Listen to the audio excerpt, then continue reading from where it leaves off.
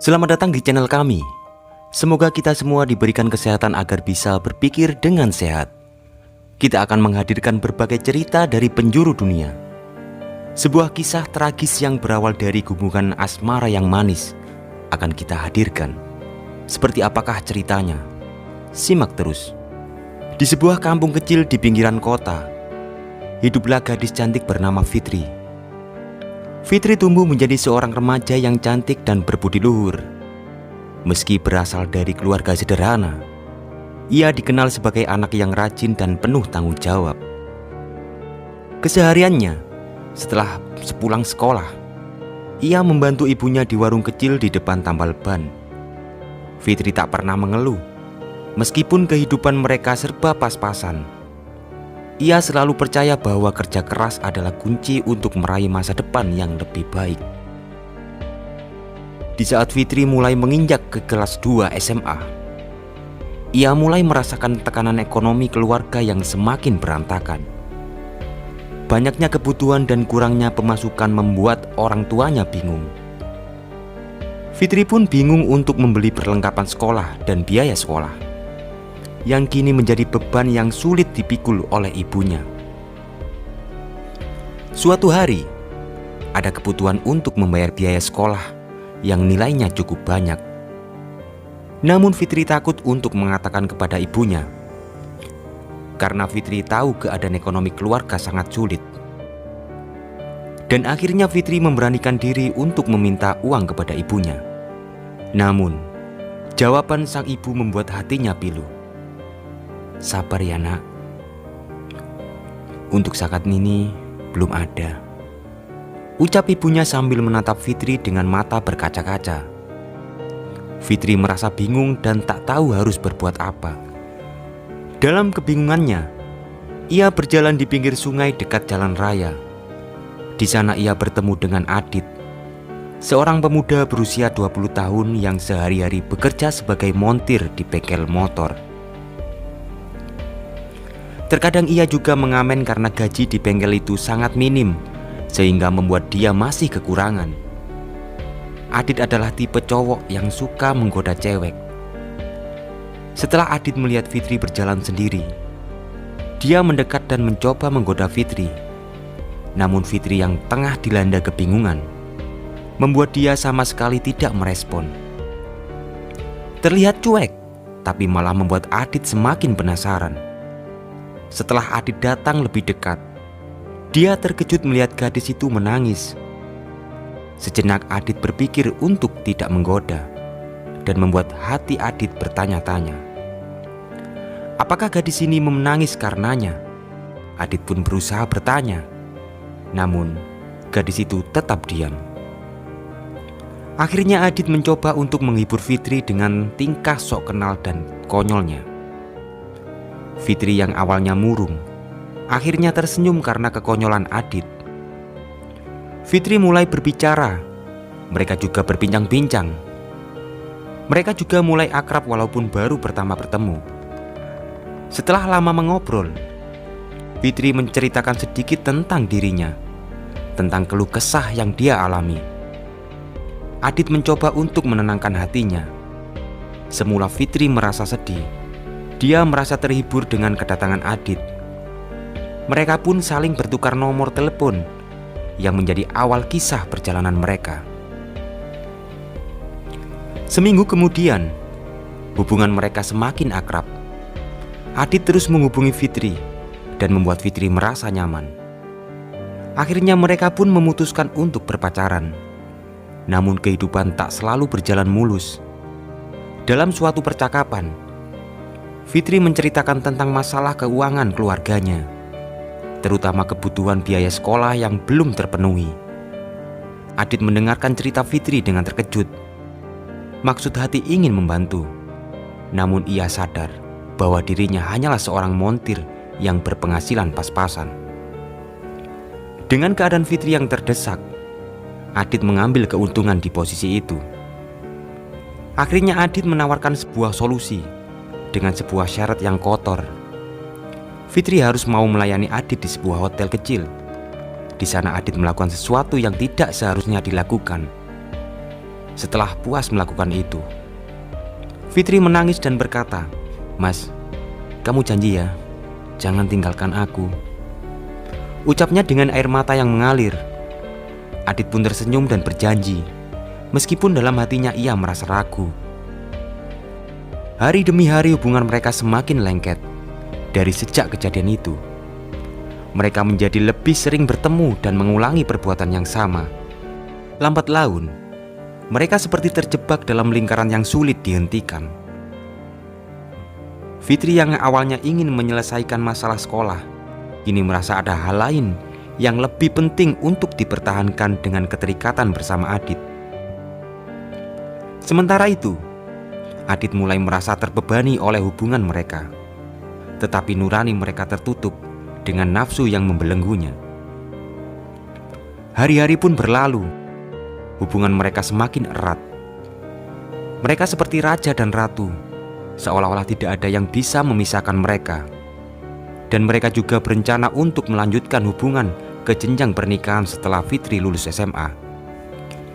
Adit mulai bekerja semakin keras tanpa sepengetahuan Fitri. Dia ingin memberi kejutan suatu saat akan melamar Fitri. Namun di tengah giatnya Adit bekerja keras, dia sampai lupa menghubungi Fitri, yang membuat hubungan mereka menjadi renggang. Fitri pun merasa kalau Adit sudah bosan dengannya. Sampai ada seseorang datang memperhatikan dan mendekati Fitri. Di sisi lain, Adit yang semakin jarang menghubungi Fitri juga sering kecapean karena terlalu keras bekerja, yang membuat perhatiannya kepada Fitri berkurang. Lambat laun Fitri benar-benar mengira kalau Adit sudah meninggalkannya dan memutuskan untuk menjalin hubungan dengan pria lain. Suatu ketika, mereka bertemu. Dari pertemuan ini ada banyak perubahan. Mereka yang biasanya bercanda gurau menjadi dingin. Adit juga banyak melihat sikap-sikap Fitri yang semakin aneh dan terlihat seperti banyak yang dirahasiakan, membuat Adit semakin dan menjadi curiga. Dan setelah pertemuan itu, kecurigaan Adit membawanya untuk menyelidiki. Setelah mengamati dengan cermat dan bertanya-tanya di sekitar, akhirnya ia menemukan fakta yang menghancurkan hatinya. Fitri ternyata telah memiliki pacar baru. Hati Adit serasa diremas, amarah, kecewa, dan rasa tidak percaya bercampur menjadi satu. Dan usaha kerja kerasnya yang selama ini dia lakukan seakan-akan sia-sia. Hari-hari Adit kini dipenuhi rasa luka yang sangat dalam. Dia sering murung di kamarnya sendiri dan jarang sekali bekerja. Beberapa saat dia juga keluar hanya untuk membeli minuman, kemudian pulang dalam keadaan mabuk. Orang tua dan beberapa keluarganya kini menganggap Adit gila, hanya karena sering melihat Adit berbicara-bicara sendiri dalam kamar. Sesekali Adit juga keluar dan mengunjungi tempat-tempat yang biasa ia kunjungi bersama Fitri. Suatu ketika, Adit melihat Fitri sedang berjalan dengan pacar barunya. Seketika itu, Adit terdiam dengan pandangan kosong dan pikiran kosong. Adit menghampiri mereka. Fitri pun kaget melihat kondisi Adit. Fitri juga bingung. Di satu sisi, Adit adalah orang yang menemaninya dan pernah membuatnya jatuh cinta. Di sisi lain, kini dia bersama pria lain yang sangat perhatian dan mampu mencukupi hidupnya. Namun tanpa sepatah kata pun Adit pergi meninggalkan mereka. Kemudian Adit berjalan seperti orang gila tanpa arah. Orang tuanya pun tak mampu menyadarkannya. Bahkan sempat dibawa ke rumah sakit jiwa. Namun dokter menyatakan dia waras dan harus dibawa pulang. Suatu ketika terlintas pikiran jahat muncul di pikiran Adit. Bisikan-bisikan halus terdengar pelan tapi menyakitkan tentang sebuah kenangan yang pernah dia lakukan. Kemudian dia beranjak melangkah dengan membawa parang. Dia pergi ke sebuah tempat untuk mengintai Fitri dengan kekasihnya. Seharian dia menunggu, namun Fitri dan kekasihnya tidaklah muncul, yang akhirnya membuat Adit pulang. Hari-hari Adit kini dipenuhi dengan kebencian. Berulang kali dia mencoba mencari momen di saat Fitri dan kekasihnya bersama, namun tak pernah dia jumpai. Sampai suatu ketika, Adit secara tidak sengaja memergoki Fitri dan kekasihnya berjumpa mesra di balik semak-semak. Dengan perasaan cemburu yang luar biasa dan disertai sakit hati yang tak tertahan, dia bergegas pulang ke rumah mengambil parang. Di tengah perjalanan, sejenak hati nuraninya berkata untuk membatalkan niat jahatnya. Namun bisikan halus tentang sebuah kenangan dan janji-janji manis Fitri membuat amarahnya kembali terbakar dan tak terbendung. Kemudian kembalilah Adit dengan membawa parang. Seketika itu Adit menebas leher kekasih Fitri dari belakang. Fitri yang kaget melihat kekasihnya terkapar, merasa takut dan menangis menjerit. Kemudian Adit memukul Fitri sampai pingsan, lalu menyeret kedua kekasih itu ke tempat sepi. Tanpa kasihan dan amarah yang menutupi hati nuraninya membuat dia semakin puas. Lalu Adit memotong-motong bagian-bagian tubuh mereka berdua dan dimasukkan ke dalam kardus. Adit membungkus kardus itu dengan bungkus yang rapat tanpa diketahui orang. Setelah terbungkus rapat, Adit mengirimkan kardus itu ke jasa pengiriman untuk dikirim ke keluarga Fitri.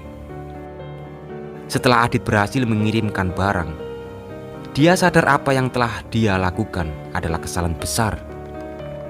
Dia berusaha menenangkan dirinya. Bahkan dia berniat untuk menyerahkan diri kepada pihak yang berwajib. Namun rasa takut masih menghantui Adit. Kemudian dia pergi dari rumah untuk bersembunyi. Beberapa hari setelah kejadian, Adit mendengar berita viral tentang pembunuhan tersebar di berbagai media. Sementara Adit menangis meratapi kesalahan yang ia perbuat. Bahkan dia berniat untuk bunuh diri namun gagal. Sampai 1 bulan kemudian, pihak berwajib berhasil menangkap Adit di tempat persembunyiannya.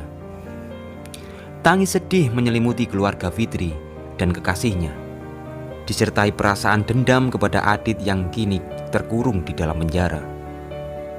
Sungguh malang nasib Adit.